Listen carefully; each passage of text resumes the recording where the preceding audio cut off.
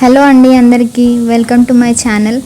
ఈరోజు మన వీడియోలో ఈజీగా పాలకూర పప్పు ఎలా చేసుకోవాలో చూద్దాం.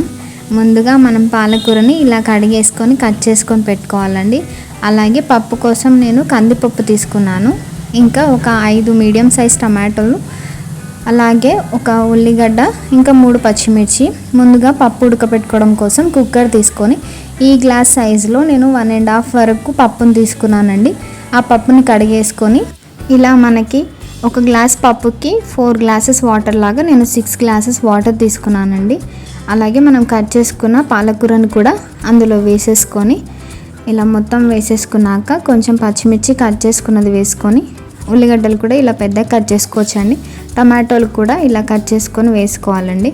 ఇంకా అందులో 1 స్పూన్ వరకు కారం, ఇంకా 1/2 స్పూన్ పసుపు వేసుకొని మూత పెట్టేసుకొని మనం ఒక 5 విజిల్స్ వరకు ఉడకపెట్టుకోవాలండి. వెంటనే తీసేస్తాం అనుకుంటే 6 విజిల్స్ వరకు పెట్టండి. లేదు కొంచెంసేపు ఉడుకుతుంది అనుకుంటే 5 విజిల్స్ వరకు పెట్టుకోండి. నేనైతే ఎయిర్ పోయే వరకు అలానే ఉంచిన కాబట్టి నేను 5 విజిల్స్ వరకే తీసుకున్నానండి.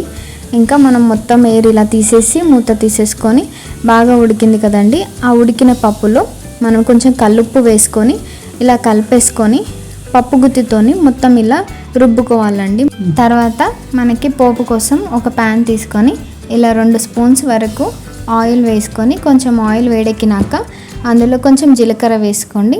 అలాగే కొన్ని ఆవాలు కూడా వేసుకొని అవి కొంచెం వేగాక అందులోనే ఎండుమిర్చి వేసుకొని, అలాగే కొన్ని ఎల్లిపాయలు కూడా వేసుకొని ఇలా వేగేలాగా కలుపుకోవాలండి. అందులోనే కరివేపాకును కూడా వేసుకొని అవి వేగాక ఇంకా మనం వేసుకున్న పోపుని ఉడకబెట్టుకున్న పప్పులో వేసేసుకొని ఇంకా సర్వ్ చేసేసుకోవడమే. సో చూసారు కదా, నా వీడియో మీకు నచ్చితే లైక్ చేయండి, షేర్ చేయండి, నా ఛానల్ని సపోర్ట్ చేయండి అండ్ సబ్స్క్రైబ్ చేయండి. Thank you.